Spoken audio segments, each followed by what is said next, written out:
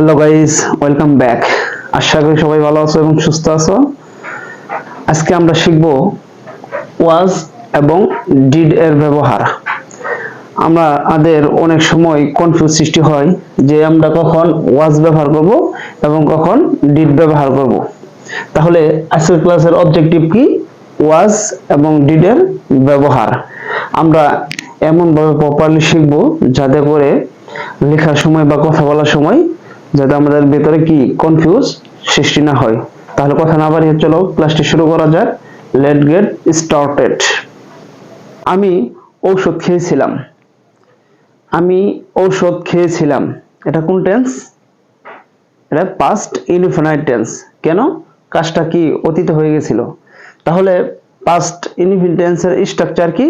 Subject plus ভার্বের past form plus object, অর্থাৎ subject plus B2 plus object. তাহলে আমি ওষুধ খেয়েছিলাম, এটা আমরা কিভাবে বলতে পারি? আই, খাওয়া। আমরা জানি ইট মানে খাওয়া, কিন্তু ওষুধ খাওয়ার ক্ষেত্রে ইট ব্যবহার করা হয় না, তখন আমাদের ব্যবহার হতে হয় কি? টেক। টেক মানে লওয়া, কিন্তু টেক মানে আবার খাওয়া। তাহলে আমি ওষুধ খেয়েছিলাম, টেক মানে যদি খাওয়া হয় তাহলে টেকের পাস্ট ফর্ম কি? Took. I took medicine.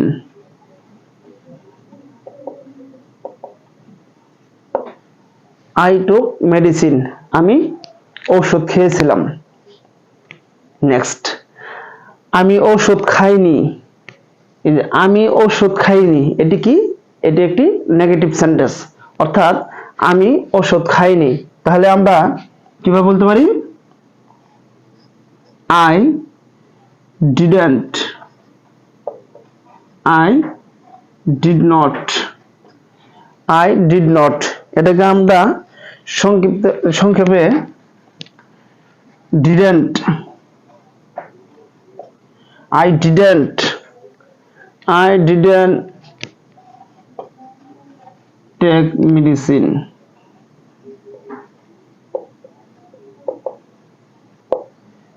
I didn't take medicine, আমি ঔষধ খাইনি। এখন মজার বিষয়টা হচ্ছে যখন আমরা পাস্ট অর্থাৎ অতীতের পাস্ট ইনডিফিনিট টেন্সে ডিডন্ট লেগেছি, তখন কিন্তু ডিডন্টের পরে কি? ভার্বের বেস ফর্ম লেগেছি। যদিও সেন্টেন্সটি কি? পাস্ট অতীতের, তবুও আমাদের কি? ভার্বের বেস ফর্ম বসাতে হয়েছে। কারণ কি?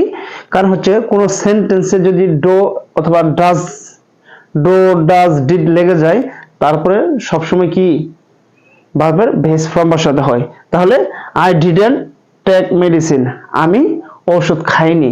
আমরা কিন্তু এভাবে বলতে পারি না যে আই ডিডন্ট টোক মেডিসিন, এই টোক মেডিসিন, এটা কিন্তু আমরা বলতে পারবো না। কেন? কারণ কোন সেন্টেন্সে যদি ডো ডাজ ডিড লেগে যায়, তারপরে ভার্বের বেস ফর্ম বসাতে হয়। তাহলে আই ডিডন্ট টেক মেডিসিন, আমি ওষুধ খাইনি। এখন যদি আমরা প্রশ্নবোধ করতে চাই যে আমি কি ওষুধ খেয়েছিলাম, আমরা হয়তো অনেক সময় কিন্তু এই প্রশ্নটা করে থাকি, ওষুধ খেয়েছি কিনা আমাদের যখন কনফিউজ থাকে যে ওষুধ খেয়েছি না খাইনি, এভাবে যখন আমরা মনে থাকে না, তখন আমরা কিন্তু এভাবে প্রশ্ন করে থাকি যে আমি কি ওষুধ খেয়েছিলাম। তাহলে আমরা কিভাবে প্রশ্ন করতে পারি? আমি কি ওষুধ খেয়েছিলাম, যেহেতু পাস্ট, তাহলে আমাদের কি প্রশ্ন করতে হবে? Did, did I take medicine,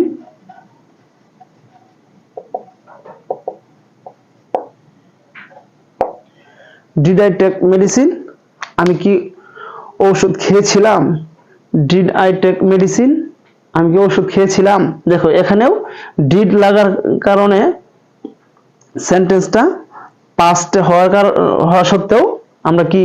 ভার্বের বেস ফর্ম বসিয়েছি যে ডিড আই টেক মেডিসিন, আমি কি ওষুধ খেয়েছিলাম। এটাই হচ্ছে আসল ট্রিক্স, এটা আমাদের মনে রাখতে হবে। যখন পাস্ট ইনডিফিনাইট সেন্টেন্স আমরা পজিটিভ গঠন করব, তখন কিন্তু সাবজেক্ট প্লাস ভার্ব টু অর্থাৎ ভার্বের পাস্ট ফর্ম প্লাস এক্সটেনশন। সেই সেন্টেন্সগুলো যখন আমরা নেগেটিভ করব বা ইন্টারোগেটিভ সেন্টেন্স করব তখন কিন্তু আমাদেরকে ডিড ইউজ করতে হয়। যখন আমরা ডিড ইউজ করব তখন কিন্তু আমাদের ডিডের পরে ভার্বের বেস ফর্ম বসাতে হবে, এটা আমাদের মনে রাখতে হবে। তাহলে আমরা দেখলাম যে ডিড দিয়ে। এখন যদি বলি আমি একটি বই পড়তেছিলাম, এটি কোন টেন্স? Past continuous tense. তাহলে পাস্ট কন্টিনিউয়াস টেন্সের স্ট্রাকচার কি? Subject plus was wire plus ভার্বের সাথে আইএনজি প্লাস এক্সটেনশন। তাহলে আমি একটি বই পড়তেছিলাম, কিভাবে বলবো? আই এর সাথে কি? ওয়াজ। I was reading a book. I was reading a book. আমি একটি বই পড়তেছিলাম। বুক যেহেতু একটি কমন নাউন, সেজন্য তার আগে কি একটি আর্টিকেল বসাতে হয়। নাউনের পূর্বে কি একটা আর্টিকেল বসাতে হয়। তাহলে আমি একটি বই পড়তেছিলাম, I was reading a book. আমি একটি বই পড়তেছিলাম। এখানে ওয়াজটা কি? Helping verb. কিন্তু এই ওয়াজ মেইন ভার্ব হিসেবেও ব্যবহৃত হয়।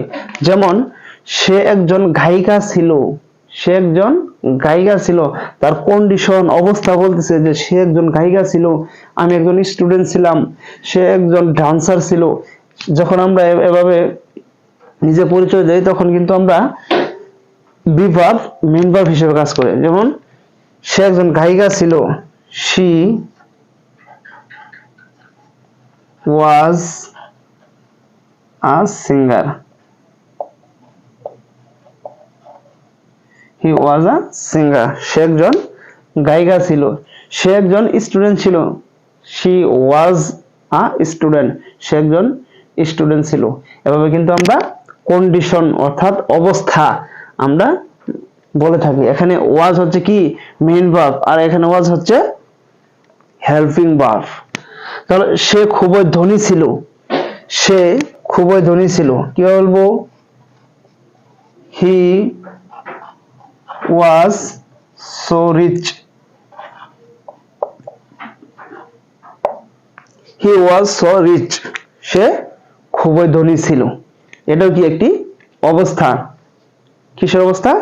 অতীতের অর্থাৎ পাস্টের। তাহলে হি ওয়াজ সো রিচ, সে খুবই ধনী ছিল। তুমি খুবই ভালো ছিলে, তাহলে আমরা কিভাবে বলবো? You were good. তুমি ভালো ছিলে। তুমি একজন স্টুডেন্ট ছিলে, ইউ ওয়ার আ স্টুডেন্ট। তুমি একজন স্টুডেন্ট ছিলে। এভাবে কিন্তু আমরা কন্ডিশন বলতে পারি। আমি অফিসে ছিলাম, কিভাবে বলবো? I was at office.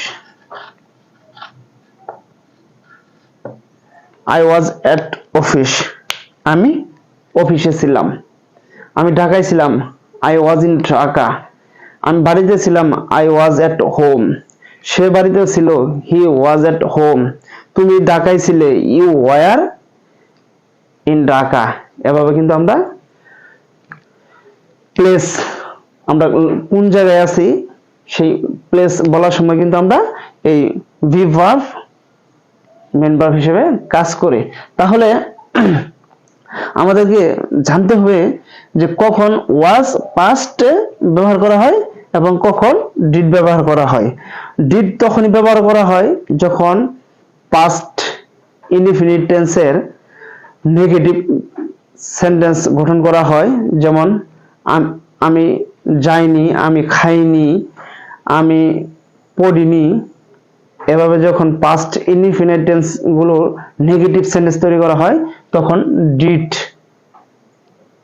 লাগাতে হয়। এবং যখন ইন্টারোগেটিভ সেন্টেন্স তৈরি করা হয়, পাস্ট ইনডিফিনিট টেন্সের ইন্টারোগেটিভ সেন্টেন্স তৈরি করা হয়, তখনও কিন্তু এই ডিড ব্যবহার করা হয়। আর পক্ষান্তরে ওয়াজ কখন ব্যবহার করা হয়? ওয়াজ একটা ব্যবহার করা হয় কন্টিনিউয়াস টেন্সের ক্ষেত্রে।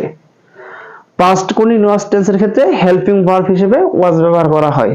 এবং যখন আমাদের স্টেট অর্থাৎ অবস্থা বলার সময় ওয়াজ ব্যবহার করা হয়। যেমন আমি অফিসে ছিলাম, আই ওয়াজ এট অফিস। সে বাড়িতে ছিল, হি ওয়াজ এট হোম। সে বাড়িতে ছিল। এভাবে কিন্তু আমরা অবস্থাও বলে থাকি। কিন্তু এখানে দুটো সেন্টেন্স লেখা হয়েছে যে আমাকে দেওয়া হয়েছিল, তাকে পাঠানো হয়েছিল। এই সেন্টেন্সগুলো কি? এই সেন্টেন্সগুলো হচ্ছে প্যাসিভ সেন্টেন্স। আমরা জানি অ্যাক্টিভ এবং প্যাসিভ। এই যতগুলো সেন্টেন্স দেখলাম আমরা, এই সেন্টেন্সগুলো কি? প্রত্যেকটাই অ্যাক্টিভ সেন্টেন্স। কিন্তু আমাকে দেওয়া হয়েছিল, তাকে পাঠানো হয়েছিল, এগুলো হচ্ছে প্যাসিভ সেন্টেন্স। তুমি যদি ইংরেজিতে কথা বলতে চাও বা ইংরেজিতে ভালো কিছু লিখতে চাও, তাহলে তোমাকে অবশ্যই প্যাসিভ জানতে হবে। প্যাসিভ ছাড়া তুমি কখনোই ভালো স্পিকার হতে পারবে না। তাহলে আমাকে দেওয়া হয়েছিল, এটাও কি? আমাকে দেওয়া হয়েছিল, এটাও পাস্ট ইনডিফিনাইট টেন্স। কিন্তু আমাকে দেওয়া হয়েছিল, আমি কিন্তু দেইনি, আমাকেই দেওয়া হয়েছিল। তার মানে কি? এখানে কাজটা কি? আমি করিনি, অন্য একজন করেছে। তার মানে অন্য একজন আমাকে দিয়েছে। তার মানে কি? এখানে আমিটা কি? আমার এটা হচ্ছে অবজেক্ট। এটা অবজেক্টই সাবজেক্টে করে বসেছে। তাহলে কি? আমাকে দেওয়া হয়েছিল,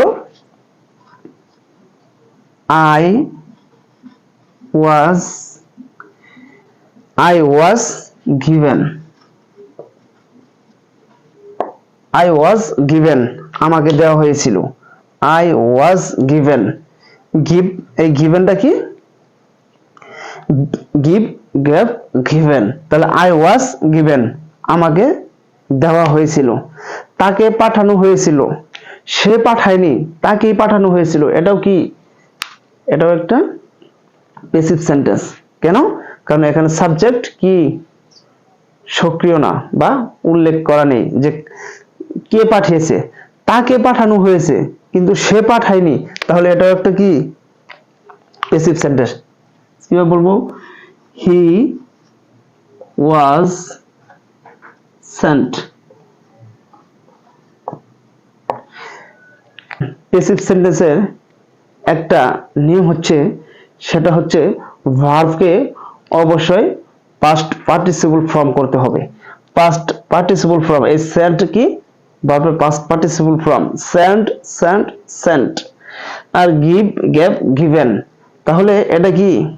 পাস্ট পার্টিসিপল ফর্ম। তাহলে আজকের ক্লাসে আমরা কি শিখলাম? ডিড কখন ব্যবহার করা হয়? ডিড ব্যবহার করা হয় পাস্ট ইনডিফিনাইট টেন্সে নেগেটিভ সেন্টেন্স তৈরি করার সময় এবং ইন্টারোগেটিভ সেন্টেন্স তৈরি করার সময় ডিড ব্যবহার করা হয়। এবং ওয়াজ ব্যবহার করা হয় কখন? ওয়াজ ব্যবহার করা হয় পাস্ট কন্টিনিউয়াস টেন্সে, হেল্পিং ভার্ব হিসেবে ওয়াজ ব্যবহার করা হয়। এছাড়া কন্ডিশন, অবস্থা এবং লোকেশন, পাস্টের এগুলো বলার ক্ষেত্রে ওয়াজ ব্যবহার করা হয়। যেমন সে একজন গায়িকা ছিল, শি ওয়াজ আ সিঙ্গার। সে খুবই ধনী ছিল, হি ওয়াজ সো রিচ। আমি অফিসে ছিলাম, আই ওয়াজ এট অফিস। ভিডিওটি যদি ভালো লেগে থাকে তাহলে অবশ্যই আমার চ্যানেলটি সাবস্ক্রাইব করুন এবং পাশে থাকা বেল আইকনটি বাজিয়ে দিন। এবং যদি এই ভিডিওটি কেউ ফেসবুকে দেখে থাকেন তাহলে অবশ্যই আমার ফেসবুক পেজটি ফলো দিয়ে রাখবেন।